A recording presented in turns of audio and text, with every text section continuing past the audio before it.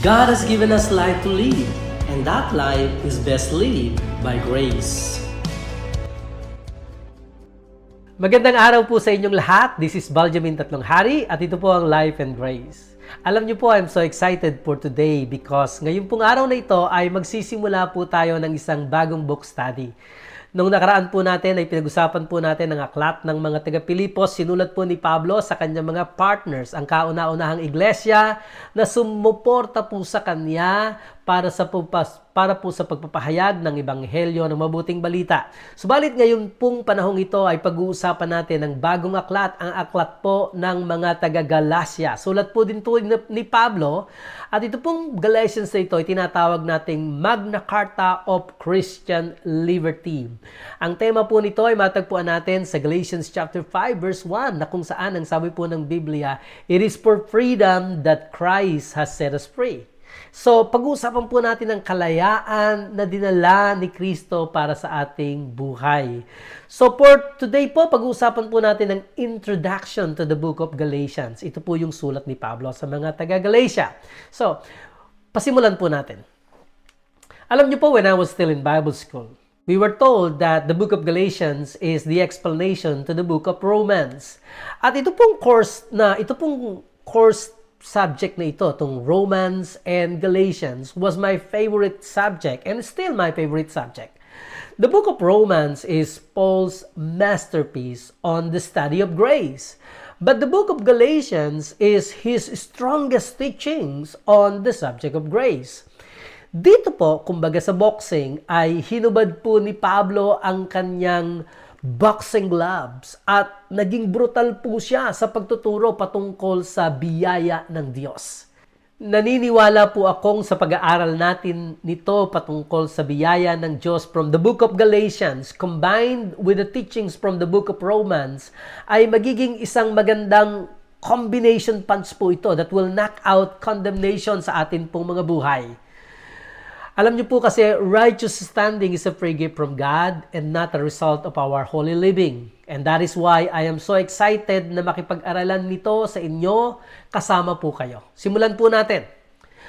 Ang sulat pong ito sa mga taga-Galatia ay ginawa po o sinulat ni Apostol Pablo ng mga panahong 49 AD para po sa mga Kristiyano, sa mga churches, sa mga probinsya po ng Galatia.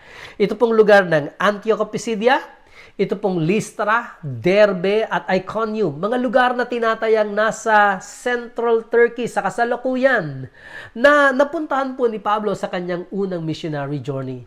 Ang account pong ito ay mababasa po natin sa Book of Acts chapter 13 and 14. Malalaman nating naisulat ni Pablo ang importanteng book na ito na nanggagaling po siya sa isang di kanais-nais na pakiramdam. Yung po bang feeling of frustration? Maaaring may tatanong mo, bakit naman? Heto po ang maikling backstory na pag-uusapan natin. Alam niyo po, matapos masaksihan, malaman ng maraming tao ang pagkabuhay na muli ng Panginoong Yesus, ang mga pangyayari sa kanyang buhay, ang ginawa niya upang mapatawad ang kasalanan ng lahat. Dito nagpasimula ang isang tinatawag nating Jewish Messianic Movement na ang daladalang message nito ay para sa lahat ng sangkatauhan. Mula po sa Jerusalem, ito po ay kumalat at nakatawid sa iba pang lugar, lampas po sa lupain ng Israel, hanggang dito po makarating ito sa probinsya ng Galatia. Sa panahon ni Apostol Pablo, bilang isang missionary ng mabuting balita ng kaligtasan kay Kristo, ang bilang po ng mga Hudyo at ng hindi mga Hudyo na naniniwala sa ginawa ni Kristo ay dumami at kumalat sa loob ng Jesus movement na ito. Dito po sumiklab ang isang malaking pagtatalo na nangyari po at mababasa po natin sa chapter 15 ng Book of Acts. And historically, alam natin na noong una ay nakatuon lamang sa mga Hudyo o mga Israelita ang panawagan ng Diyos bilang mga covenant people.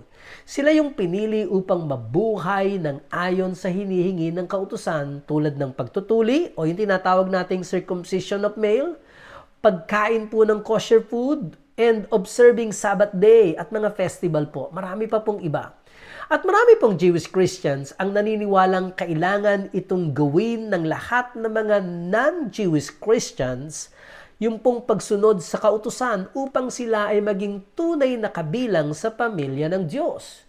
Kung kaya't ang ibang mga Jewish Christians na ito ay nagpasimulang pumunta sa Galatia, ginulo nila ang itinuro dito ni Pablo by demanding circumcision of all male non-Jewish Christians, at marami po sa kanila ang napilitan. Kaya't nung malaman ito ni Pablo ang pangyayaring ito, nalungkot po siya at nagalit. Dahilan upang maisulat niya ang liham na ito sa mga taga-Galatia. Sino nga ba ang pagkatapos mapalaya mula sa pagkakaalipin would ever submit themselves to slavery once again? Ito po yung tanong ni Pablo sa mga taga-Galatia sa liham na ito. Why are you giving up your freedom in Christ to serve the law again? Maliwanag ninyong natutunan na ang sakripisyo ni Jesucristo ang nagdala ng kaligtasan sa sinumang sa Kanya'y nananampalataya. At wala itong kinalaman sa pagsunod sa kautusan ni Moses. Alam niyo po, totoong nalito mga taga-Galatia sa kanilang pag-iisip. Should Christians continue observing the law or not? Hati po sila sa tanong na ito. So Paul wrote this letter to them to settle the dispute. If believers are justified by grace through Christ, why were many Galatians insisting upon other requirements? Sa aklat na ito, kumuha po si Pablo ng mga lessons o aralin mula po kay Abraham na nabuhay ng mahigit 400 years bago pa maibigay ang kautusan. Dito po ay ipinakita ni Pablo na si Abraham ay napawalang sala or na-justified sa pamamagitan ng pananampalataya, hindi sa pamamagitan ng kanyang gawa. Kaya nga po gayon din naman sana itong mga taga-Galatiang ito na dapat nilang nakita ang kanilang mga sarili na malaya na sa gawa ng kautusan. Malaya upang makapaglingkod kay Kristo at mabago sa pamamagitan ng Espiritu Santo. Mapapag-aralan natin na binuksan ni Pablo ang kanyang sulat na ito with a very short introduction. Hindi po kagaya ng ibang naisulat na niya.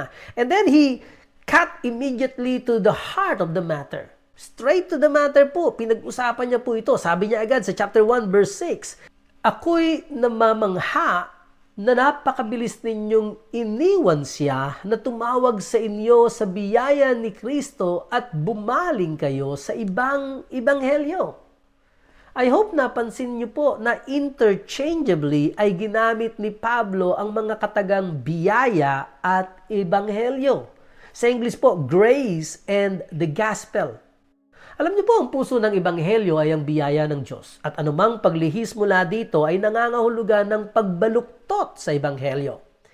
The heart of the gospel is grace, and any deviation from that is perversion of the gospel. Hindi naman talaga tinalikuran ng mga Galatian Christians si Jesus as their Messiah. But they were convinced by the legalistic Jews na hindi sila maaaring maging matuwid sa harapan ng Diyos sa pamamagitan lamang ng paniniwala sa ginawa ni Jesus. Sinabihan sila na kailangan din nilang sundin ang kautusan ng lumang tipan upang tanggapin sila ng Diyos. The same lie is being propagated today, except now ang sinasabi ay kailangan nating maging banal. Kung hindi, the Lord won't accept us or answer our prayers. And that is not the gospel. Sa kapanahunan po ni Pablo, ang pinag-uusapang issue ay patungkol sa circumcision o pagtutuli. Ngayon po, today, the same legalistic message is being preached using things like pananalangin, Bible study, pag-attend sa church, or other actions of holiness na kinakailangan for God to love and accept them. It is not what Jesus did for us plus our action of holiness. Faith in what Christ did for us is enough. Jesus plus anything equals nothing. Jesus plus nothing equals everything.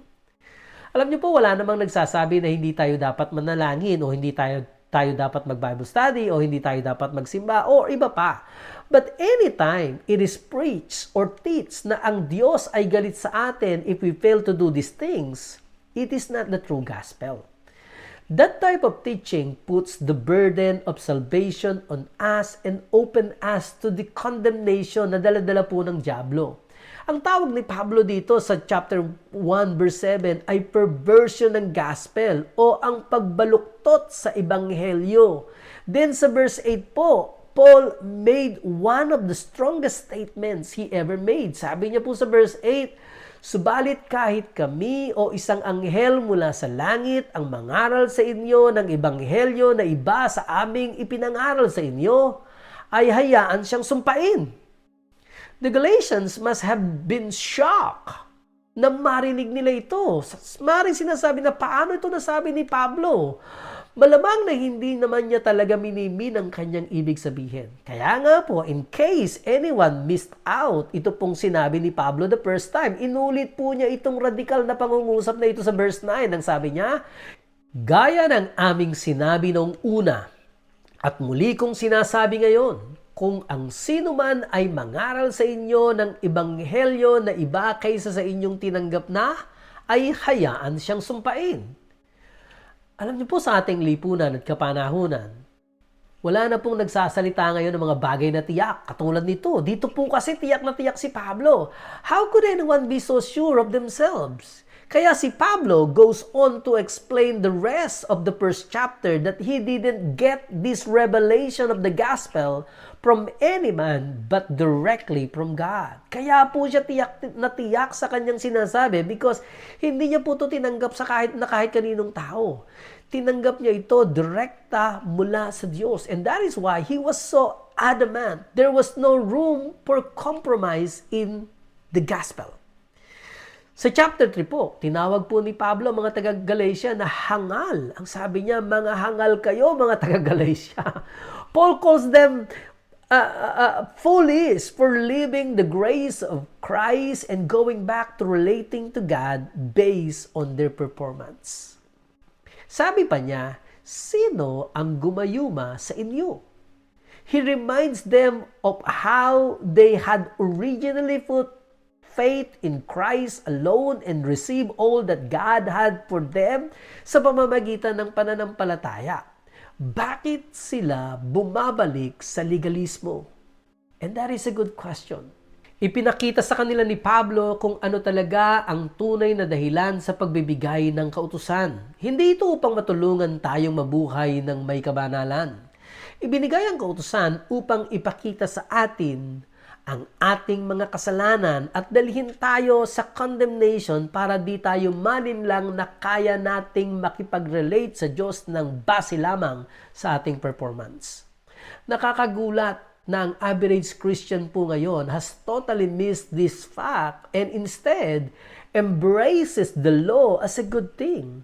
Alam mo, makakabuti po ang kautusan kung magagawa natin ito. But Paul reveals that a failure to do the tiniest details of the law makes us all guilty ng lahat ng ito.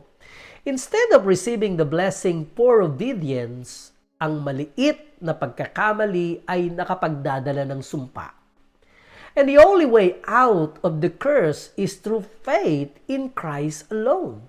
So Paul began to summarize these things in chapter 5. Ang sabi niya sa chapter 5 verse 1, sabi ko nga po itong tema ng Galatians, tayo ay pinalaya ni Kristo, magpakatatag tayo sa kalayaang ito at huwag na ninyong hayaan ang sino man na dalhin kayong muli sa pamatok ng pagkakaalipin.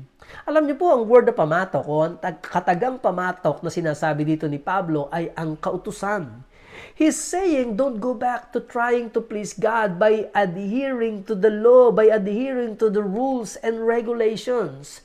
Sabi niya po sa susunod na verse, makinig kayo, akong si Pablo ang nagsasabi sa inyo na kung kayo'y papatuli, si Kristo ay hindi magiging pakinabang sa inyo. Napaka-radikal ng pangungusap na ito.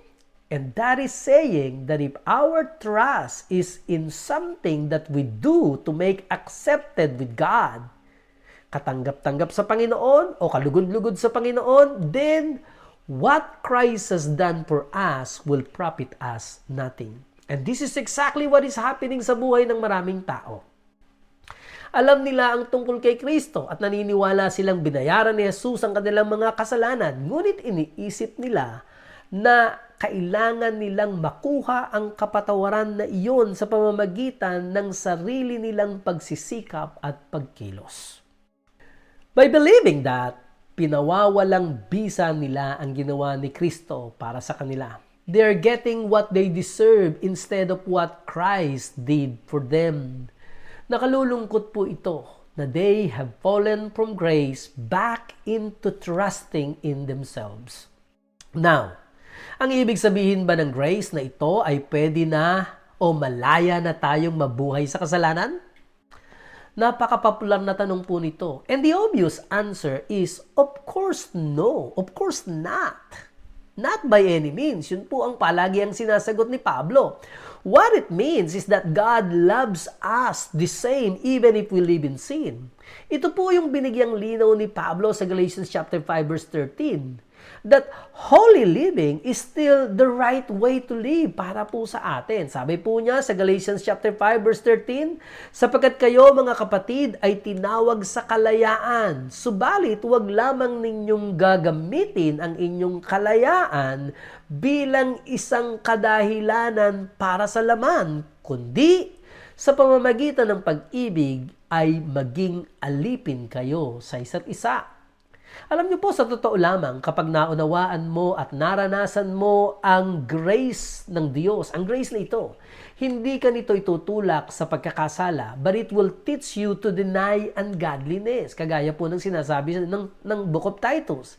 Grace doesn't cause people to live in sin. Ito yung nagpapalaya sa kanila mula sa paralyzing effect ng pagkakasala at condemnation para mamuhay ng mas banal ngayon nang hindi sinasadya kaysa sa dati.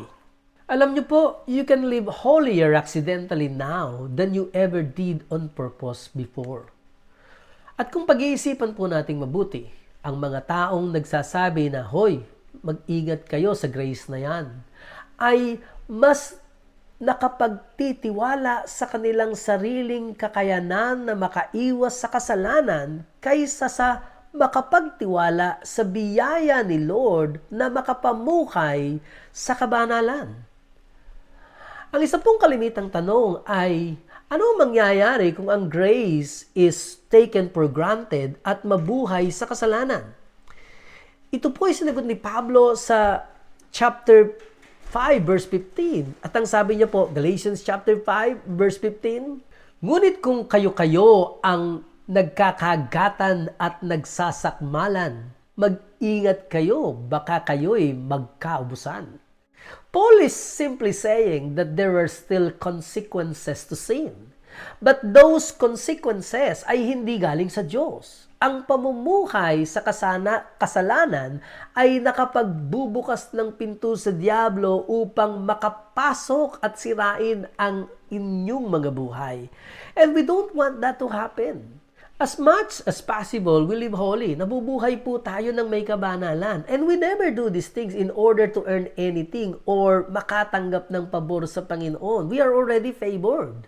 Lahat ng ito ay dahil sa biyaya ng Diyos sa atin. At kapag tayo ay nagkasala, hindi tayo nagpapailalim sa condemnation tungkol dito at hindi natin hinahayaan ang Diablo na ihiwalay tayo sa pag-ibig ng Diyos. We simply repent, which means we turn around and head in the right direction again. Habang ine-enjoy natin ang walang tigil na pag-ibig ng Diyos sa ating mga buhay. Pag-uusapan natin ng verse by verse ang liham na ito ni Pablo sa mga taga-Galatia. Because this book of Galatians is so powerful.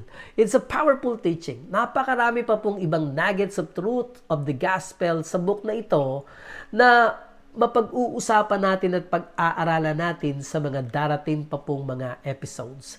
In this book study, we will take you through this book of Galatians verse by verse to provide clarity on Paul's arguments and their biblical foundation. Sa pakikipag-aralan niyo po sa akin, kung ako po inyong sasamahan, matututunan ninyo ang mga sumusunod. Paano maiwasan ang maling katuruan at legalistic faith? Bakit mapanganib ang magdagdag ng anumang paniniwala sa salita ng Diyos? Ang pagkakaiba sa pagitan ng lumang tipan at ng bagong tipan? Paano titingnan at paano gagawin ang mga mabubuting gawa sa ilalim ng bagong tipan? At marami pa pong iba. Pag-uusapan po natin ito at naniniwala po akong ang pagsama ninyo sa akin sa pag-aaral na ito ng liham ni Pablo sa mga taga-Galacia could literally change your life. So sinabi po natin ang lahat ng yan as a means of introduction to the study of Book of Galatians. At naniniwala po akong kayo at ako ay magsasama ng mahaba-haba sa 6th chapter na ito at ang buhay natin ay patuloy na mababago ng salita ng Diyos. Ito po si Baljamin Tatlong Hari at ito po ang Life and Grace at ako po ay patuloy na nagsasabi sa inyo, life is best lived by grace. Shalom!